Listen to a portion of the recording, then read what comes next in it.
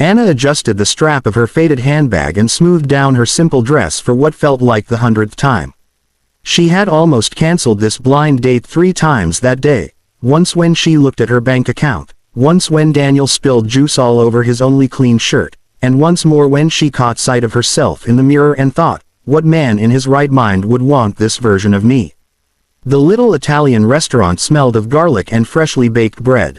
Couples sat close together at candlelit tables, the hum of laughter and clinking glasses surrounding her.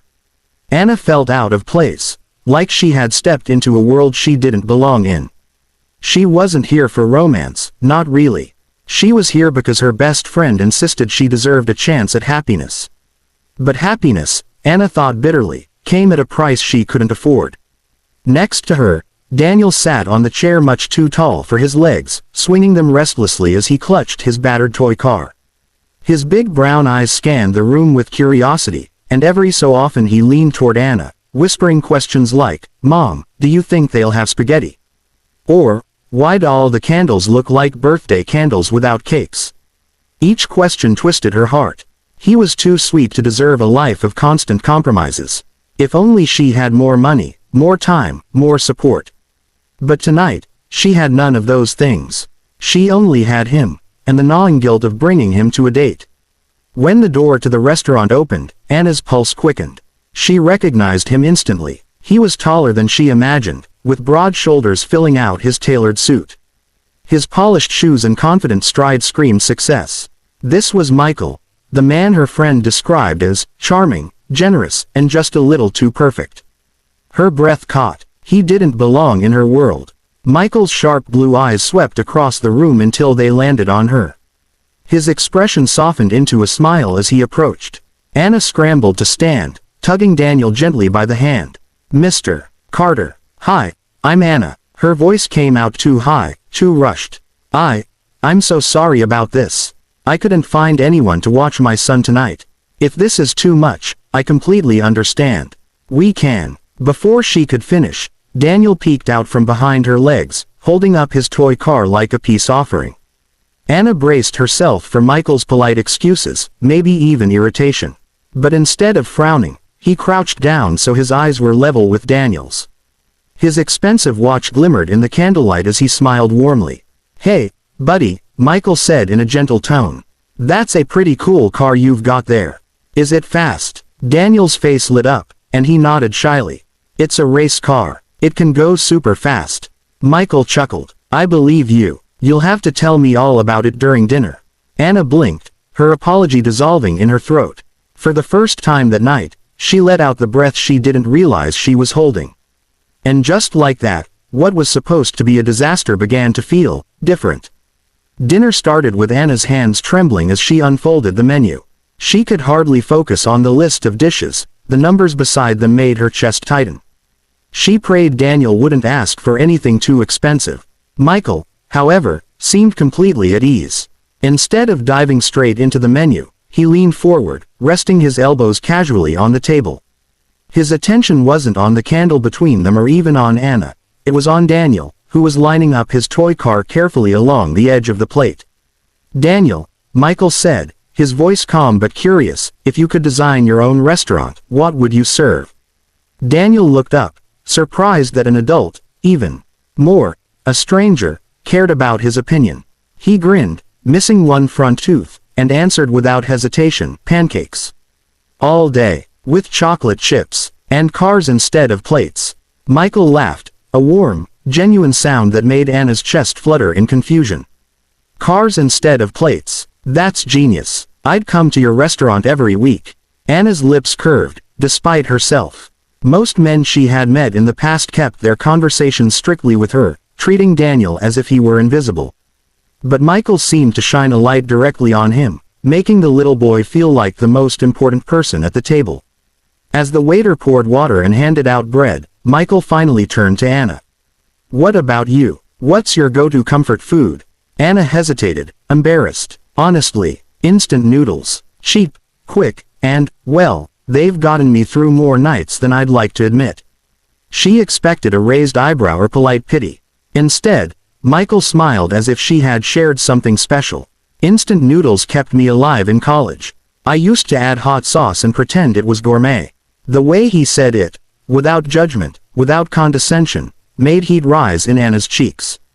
She found herself laughing, the sound surprising even to her.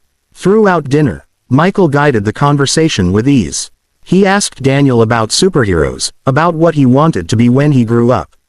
A car designer, Daniel said proudly, because cars don't leave you when you need them.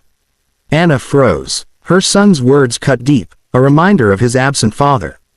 She lowered her eyes, expecting awkward silence. But Michael didn't falter. He nodded seriously, as though Daniel's answer carried weight. That's a strong dream, he said.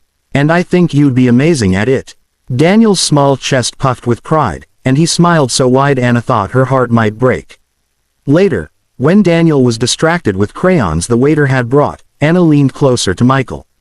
Her voice was barely above a whisper. I really am sorry. I know this isn't what you signed up for. You didn't come here to babysit. Michael leaned back, his expression steady and kind. Anna, you don't need to apologize for being a mother. If anything, it tells me what kind of woman you are, responsible, strong, and honest. That's far more impressive than pretending you've got everything perfectly together. Her throat tightened. She wanted to argue, to tell him he didn't understand the weight she carried, but the sincerity in his voice left her speechless. For the first time in a very long while, Anna felt something shift inside her. Not hope exactly, but the faint whisper of it.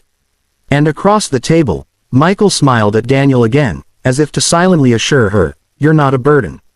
Neither of you are. The night air was crisp when they stepped outside the restaurant. Streetlights glowed like scattered pearls against the dark sky, and the faint hum of passing cars filled the silence between them. Daniel skipped ahead, dragging his toy car across the pavement as if it were racing through invisible tracks. His laughter echoed down the quiet street.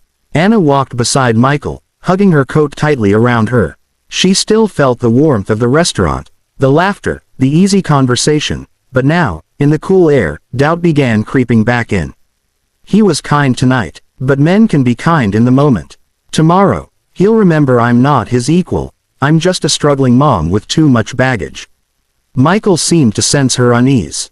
His long strides slowed until he matched her hesitant pace. For a moment, he simply walked in silence, hands tucked casually into his pockets.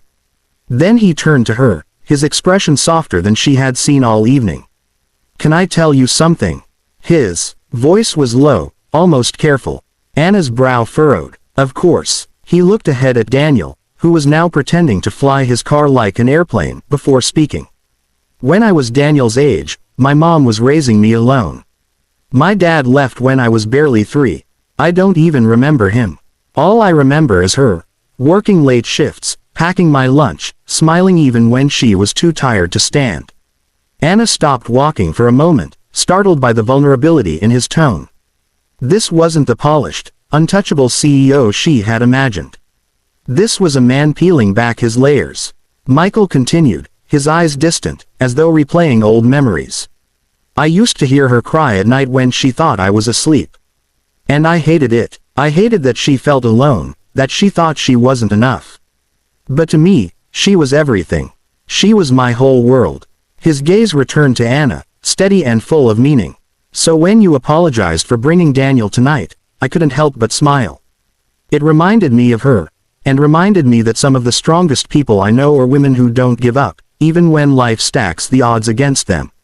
Anna's breath caught in her chest. She wanted to answer, but her throat tightened until words refused to come. No one had ever said something like that to her. She had grown used to judgment, pity, or, worse, indifference. But Michael's words didn't carry pity. They carried respect. She blinked back sudden tears, forcing herself to whisper, Michael, I don't know what to say. You don't have to say anything, he replied gently. Just don't apologize anymore for being a mother. That's not a weakness, Anna. It's the bravest thing you could ever be. Her heart swelled painfully in her chest. For years she had convinced herself that her motherhood made her undesirable, that it was a scarlet letter men could never look past. And here was this man, standing on a quiet street, telling her the very thing she feared most was actually her greatest strength. Ahead of them, Daniel turned and called out, Mom. Michael, come on, slowpokes. The sound of his laughter broke the heaviness, and Anna laughed too, though her eyes still shimmered with unshed tears. She glanced at Michael, who was smiling, not at her, not even at Daniel, but at the simple joy of the moment. And for the first time in years, Anna wondered if maybe, just maybe, she wasn't walking alone anymore. The night had grown quieter as they walked toward Anna's car. The parking lot was dimly lit, with only the soft yellow glow of a few lamps stretching across the pavement. Daniel skipped along the painted lines, pretending they were race tracks, his laughter bouncing through the cool evening air. Anna felt lighter than she had in months, yet the weight of reality still pressed at the back of her mind. This is just one evening, she told herself. Don't read too much into it. Men like him, they don't stay.